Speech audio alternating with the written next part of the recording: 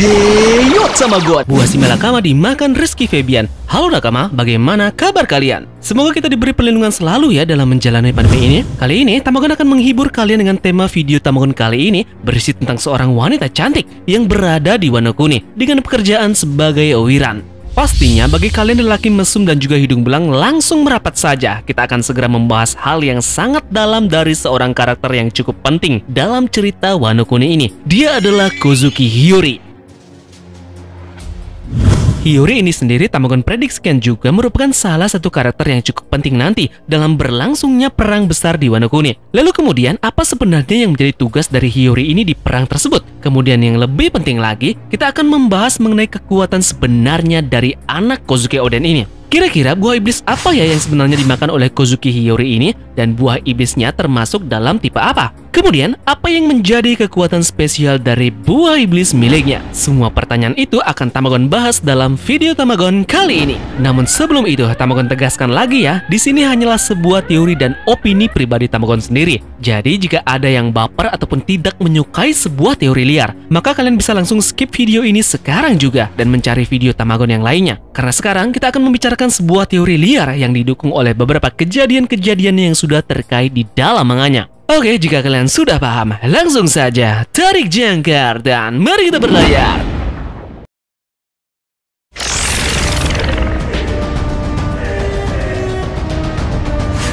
Jadi sebelum kita membahas lebih dalam mengenai Kozuki Hiyori ini, tentunya Tamagon akan memberi sedikit gambaran pada kalian semua dulu mengenai hal yang menarik dari Hiyori ini yang nantinya ini akan terkait dengan teori mengenai kekuatan buah iblis miliknya. Pertama, Hiyori lahir di kapal Shirohige. Kozuki Oden dan Kozuki Toki menghabiskan lebih banyak waktu di kapal Whitebeard ketimbang di kapal Roger. Terhitung, Oden menjadi anak buah Whitebeard selama 5 tahun. Selama itu, istrinya pun juga ada di kapal Whitebeard. Nah, pada akhirnya, Momo dan juga Hiyori pun sama-sama lahir di kapal Shirohige ini. Kemudian yang kedua, alasan kenapa dia ditinggal di masa lalu oleh ibunya. Pertanyaannya, kenapa Kozuki Hiyori ini ditinggal di masa lalu? Kenapa tidak Kozuki Toki ini mengirim dia di masa depan bersama dengan Momonosuke? Hiyori sendiri sudah menjelaskan alasannya sejak chapter 939. Oden dan juga Toki tampak begitu ingin ada klan Kozuki yang masih hidup di masa depan. Hiyori ditinggal di masa lalu sebagai jaga-jaga kalau rencana mengirim Momo ke masa depan valid alias gagal. Ini pun membuat Hiyori bisa lebih tua dari kakaknya. Usia Momo masih 8 tahun, sekarang Hiyori sudah 26 tahun. Ketiga, Hiyori dijaga oleh Kawamatsu dan juga Denjiro. Akazayanan yang bisa mencapai kastil Kozuki setelah eksekusi Oden hanya Kiku, Kanjuro, Reizo, Kinemon, dan juga Kawamatsu. Kawamatsu adalah satu-satunya dari 5 itu yang tertinggal di masa lalu. Dia pun menjaga Kozuki Hiyori hingga akhirnya mereka terpisah. Tapi Hiyori beruntung, dia kemudian dijaga oleh Akazayanan yang lainnya, yaitu Denjiro. Denjiro bukan hanya melindungi Hiyori, dia juga bisa membimbing anak Oden itu hingga menjadi wanita yang anggun dan juga tegar dan berbahaya. Kemudian yang keempat, kemampuan menipunya yang luar biasa. Dibimbing oleh Denjiro, kemampuan akting dan menipu Hiyori benar-benar luar biasa. Dia dapat menguras harta dari orang-orang jahat di Wano dengan sangat amat mudah. Cara Hiyori pun menyajikan persona Komurasaki begitu kuat, hingga Kamazou pun tidak menyadari bahwa Hiyori dan Komurasaki ini adalah sosok yang sama. Penipuan terbesar Hiyori adalah eksekusinya di tangan Denjiro, yang sebenarnya sudah keduanya persiapkan. Pihak klan Kurozumi dan kelompok Kaido tidak ada yang tahu sama sekali eksekusi Komurasaki hanya sandiwara. Kemudian yang kelima, pertama kali muncul saat cerita Wano Kuni dimulai. Di chapter 909, setelah adegan dari Marco dan Nekomamushi, tirai cerita Wano dimulai. Nah, sebelum kita diperlihatkan para topi jerami, kita sudah ditunjukkan dulu wanita misteri dengan topeng rubah yang memainkan shamisen. Kemudian kita pun mengetahui bahwa wanita itu adalah Hiyori. Keenam, pemegang pedang Enma setelah Oden. Enma adalah salah satu dari 2 pedang Kozuki Oden. Saat Zoro pertama kali menggunakannya, kita melihat pedang itu seperti mengerahkan paksa kekuatan penggunanya. Itu adalah pedang yang tidak bisa dikendalikan orang biasa. Gilanya, Oden ini mewariskan pedang itu untuk putrinya yaitu Kozuki Hiyori. Kemudian Hiyori ini memilih untuk meneruskan pedang itu ke Roro Noa Zoro.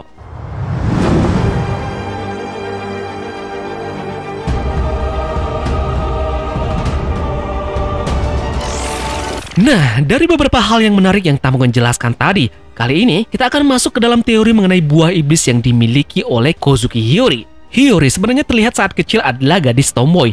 Nah, di sini Tamagon meyakini bahwa sebenarnya Hiyori ini adalah seseorang yang bertipe petarung. Hiyori siap untuk berperang. Maka dari itu Oden mewariskan salah satu pedang terbaiknya kepada Hiyori. Ini juga yang menjadikan alasan mengapa Hiyori ini bisa bertarung dan sangat lihai dalam memainkan pedang. Tapi yang jadi masalahnya sekarang, kenapa dia memberikan Zoro Enma daripada menggunakannya untuk dirinya sendiri?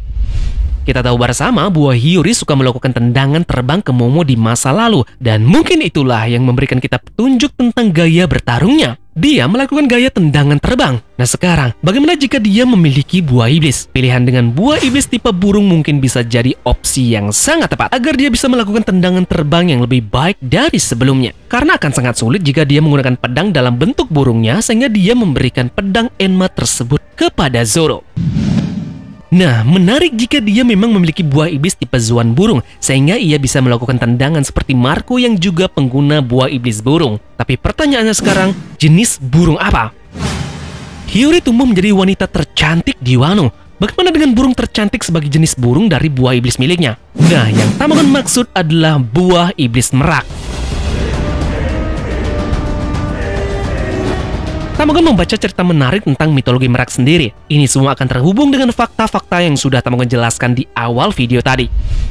Beberapa orang mengatakan bahwa merak digambarkan sebagai salah satu yang bertanggung jawab atas jatuhnya manusia. Seperti halnya Komurasaki, dia telah melakukan hal itu pada Bungo. Bungo adalah seorang pembakar di negeri Wano yang saat ini tinggal di kota Ebisu. Dia sebelumnya tinggal di ibu kota bunga, tetapi diasingkan setelah ditipu oleh Komurasaki. Burung merak juga merupakan simbol yang mewakili kematian, pemakaman, kebangkitan, dan keabadian. Nah, ini yang paling menarik.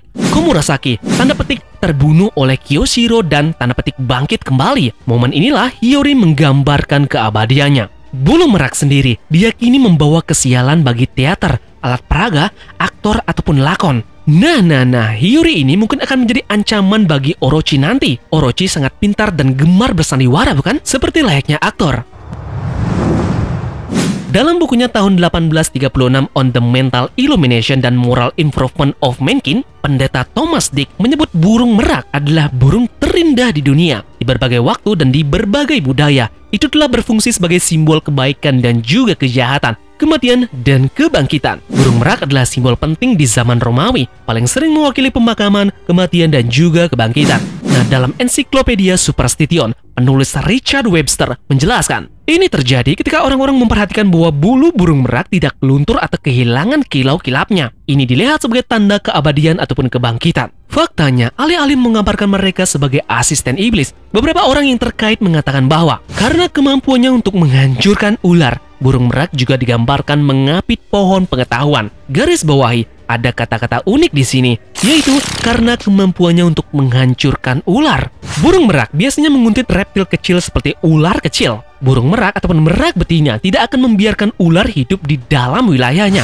Yaps, burung merak bisa memakan ular. Jika mereka menemukan seekor ular di dalam wilayahnya, mereka akan secara aktif bertarung dengannya, bahkan jika itu ular yang berbisa sekalipun. Jadi burung merak ini tidak akan membiarkan ular hidup di wilayahnya yang berarti. Apakah ini kebetulan ataupun tidak? Hiyori dengan kemampuan buah iblis burung meraknya tidak akan membiarkan Orochi yang punya buah iblis bertipe ular seenaknya untuk merombak tanah kelahirannya di Wano Kuni sendiri. Karena itu memang merupakan wilayah dari Hiyori. Kemungkinan hanya kemampuan Hiyori lah yang bisa untuk mematikan semua kepala dari Yamata no Orochi.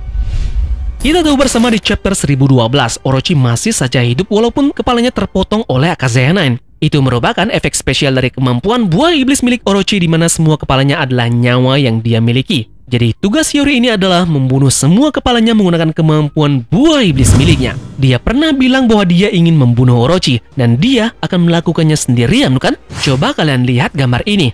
Lihat gaun dari Hiyori. Kalian bisa melihat gambar burung merak di sana, bukan? Apa ini kebetulan? Ini mungkin disengaja oleh Oda Sensei. Nah, dalam mitologi Yunani, merak juga diyakini muncul dari darah Argos Panoptes, raksasa bermata 100. Catatan selanjutnya menyatakan bahwa Hera lah yang setelah kematian Argos menempatkan matanya di ekor merak itu sendiri, atau secara bergantian mengubah Argos menjadi burung merak. Karena hubungan ini, Routledge Handbook of the Greek Mythology menjelaskan bahwa merak adalah burung istimewa Hera. Apakah ini ada hubungannya dengan Hera yang dimana itu homie spesial dari Big Mom yang baru saja ia ciptakan? Apakah Hera akan memblot ke Big Mom saat bertemu dengan Hiyori? Ini masih belum bisa dipastikan ya, karena sangat sedikit petunjuk yang mengarah ke dalam hal ini. Tentunya Tamagon juga punya opsi lain dari buah iblis milik Hiyori ini. Menurut Tamagon, selain merak, Komurasaki ataupun Hiyori cocok juga memiliki buah iblis yang bisa kita katakan saja sensor-sensor Nomi. Buah iblis ini bekerja melalui sentuhan fisik dengan memperkuat perasaan dan sensasi bagi orang yang menerima tindakan. Ini akan menjelaskan mengapa dia dianggap sebagai pelacur terbaik dan mengapa begitu banyak pria sengsara bersedia menjual apa saja dan semua orang untuk bersamanya. Ini karena fakta bahwa dia menonjolkan tanda petik perasaan baik itu ke tingkat yang luar biasa di mana mereka diliputi oleh sensasi cinta dan hawa nafsu. Nah, akibatnya tidak dapat berpikir secara rasional dan juga empatik. Buah ini mungkin termasuk dalam kategori paramecia yang sama dengan buah iblis Hankook, Meromeronomi, karena buah iblis ini juga bekerja berdasarkan emosi yang dirasakan oleh orang yang terpengaruh oleh kemampuannya. Apa kalian masih ingat Miss Golden Week juga menggunakan kemampuan ini untuk mengubah emosi targetnya melalui penggunaan perangkap warna? Nah, mungkin juga kita bisa memasukkan Perona dalam hal daftar ini, karena dia dapat mengosongkan salah satu emosi positif melalui hantunya. Kemungkinan ini bisa terjadi bukan? Karena yang kita tahu Oda sering menempatkan buah iblis yang sama namun beda fungsi kepada tipe pemiliknya. Contohnya saja pengguna buah iblis api seperti Ace, Akainu, dan juga Oven yang mempunyai tipe elemen yang sama yaitu api. Tidak menutup kemungkinan bahwa permainan emosi akan dimiliki oleh 4 karakter yang mempunyai kemampuan yang sama, yaitu Hancock, Miss Golden Week, Perona, dan juga mungkin Hiyori sendiri. Jadi, apa kalian setuju Hiyori memakan buah iblis mitikal Zoan Tori Tori Nomi model Peacock?